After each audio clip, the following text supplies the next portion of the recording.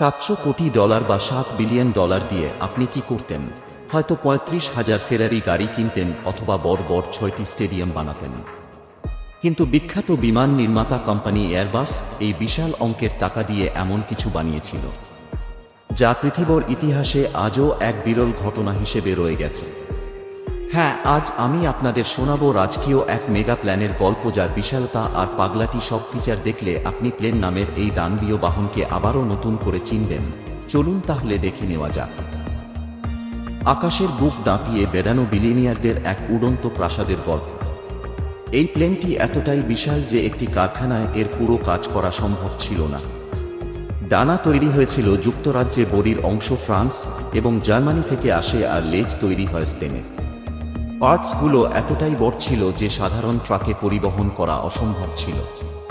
তাই বিশেষ জাহাজে করে এবং রাতের অন্ধকারে ফ্রান্সের ২১টি শহরের রাস্তার উপর দিয়ে এগুলো মূল কারখানায় নিয়ে যাওয়া হতো। রাস্তার ট্রাফিক সাইন পর্যন্ত খুলে ফেলা হতো জায়গা দেওয়ার জন্য। যখন রাত ২টার সময় এই দানবীয় অংশগুলো রাস্তা দিয়ে যেত, তখন মানুষ মুগ্ধ হয়ে বাইরে বেরিয়ে আসত এবং হাততালি দিত। সাধারণ অবস্থায় এই প্লেনে ৫৫০ থেকে ৬০০ জন যাত্রী ধরে, তবে সর্বোচ্চ ৮৫৩ জন যাত্রী বসার ক্ষমতা আছে। এই প্লেনের সবচেয়ে অবাক করা বিষয় হলো এর বিশাল ডানা। এই ডানাগুলো একসাথে বিশাল ফুয়েল ট্যাঙ্ক বা তেলের খনি হিসেবে কাজ করে, যেখানে প্রায় ৩,২০,০০০ লিটার জ্বালানি ধরে। এই পরিমাণ তেল দিয়ে আপনি চাইলে ৩,৫০০টি গাড়ি কানায় কানায় পূর্ণ করতে পারবেন, অথবা ৭টি অলিম্পিক সাইজের সুইমিং পুল ভরিয়ে ফেলতে পারবেন।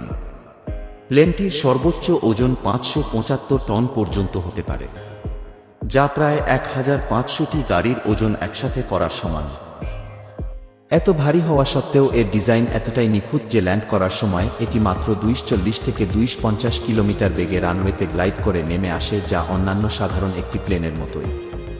ভেতরের দিক থেকে এয়ারবাস A380 জেন এক ভাসমান রাজপ্রাসাদ। এর 4টি ইঞ্জিন বডি একটু দূরে থাকায় ভেতরের কেবিন থাকে একদম শান্ত এবং ভাইব্রেশন মুক্ত। সাধারণ সিটের যাত্রীরাও বেশ আরামে ভ্রমণ করতে পারেন। তবে সবচেয়ে বড় চমক রয়েছে ওপরের তলায়। এমিরেটস এয়ারলাইন্স তাদের A380 প্লেনের উপরের ফ্লোরে আসল শাওয়ার বা ঝরনা বসিয়েছে, যেখানে গরম ফ্লোরে দাঁড়িয়ে যাত্রীরা গোসল করতে পারেন। ফ্রেশ হয়ে তারা প্লেনের ভেতরের চমৎকার বারে গিয়েও সময় কাটাতে পারেন। এয়ারপোর্টে ল্যান্ড করার পর গ্রাউন্ড স্টাফদের হাতে সময় থাকে মাত্র ৯০ মিনিট। এর মধ্যেই ৬০০ যাত্রীকে নামানো, দুটো ফ্লোর পরিষ্কার করা, খাবার লোড করা, শত শত সুটকেস সাজানো এবং লক্ষ লক্ষ লিটার তেল ভরার কাজ শেষ করতে হয়। এই বিশাল কর্মযজ্ঞ সামলাতে প্লেনের ভেতর ১৪ থেকে ২৪ জন ফ্লাইট অ্যাটেন্ডেন্ট কাজ করে।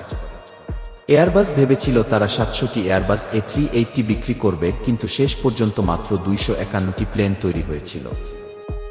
এর মধ্যে ১২৩টি প্লেনই কিনেছিল এমিরেট এয়ারলাইন্স।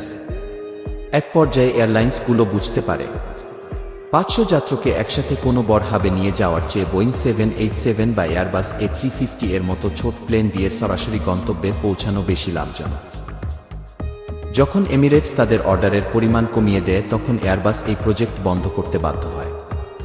অবশেষে ২০২১ সালে এই এয়ারবাস A380 প্লেনের প্রোডাকশন পুরোপুরি বন্ধ করে দেওয়া হয়।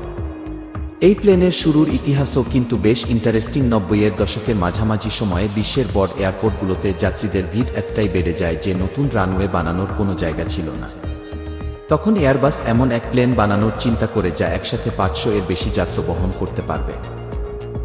কিন্তু কাজ শুরু হতেই বাধা বিপত্তি। ফ্রান্স এবং জার্মানির ইঞ্জিনিয়াররা প্লেনটির ডিজাইনের জন্য একই সফটওয়্যারের দুটি ভিন্ন ভার্সন ব্যবহার করছিলেন।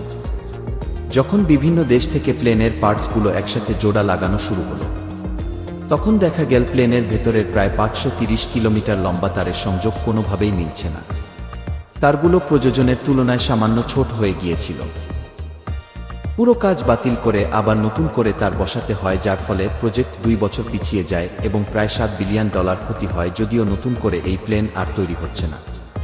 তবে এমিরেটস, কান্তাজ বা ব্রিটিশ এয়ারওয়েজের মতো এয়ারলাইন্সগুলো এখনও এই বিশাল প্লেন ব্যবহার করছে। কেমন লাগলো পৃথিবীর সবচেয়ে বড় এই প্লেনের গল্প? আপনার কি মনে হয় বর্তমানে কি এমন প্লেন আরও বানানো উচিত? আর হ্যাঁ, যদি কখনো আপনার এমন এক বিলাসবহুল প্লেনে চড়ার সুযোগ হয়, তাহলে আপনি কি করবেন? ভিডিওটি ভালো লাগলে লাইক করুন এবং কমেন্ট করে আপনার মতামত জানাবেন। আর এরকম ভিডিও পেতে মর্শাভো চ্যানেলটি অবশ্যই সাবস্ক্রাইব করে পাশে থাকবেন। আজকের মতো এখানেই বিদায় নিচ্ছি, দেখা হবে পরবর্তী ভিডিওতে। ভালো থাকবেন, সুস্থ থাকবেন।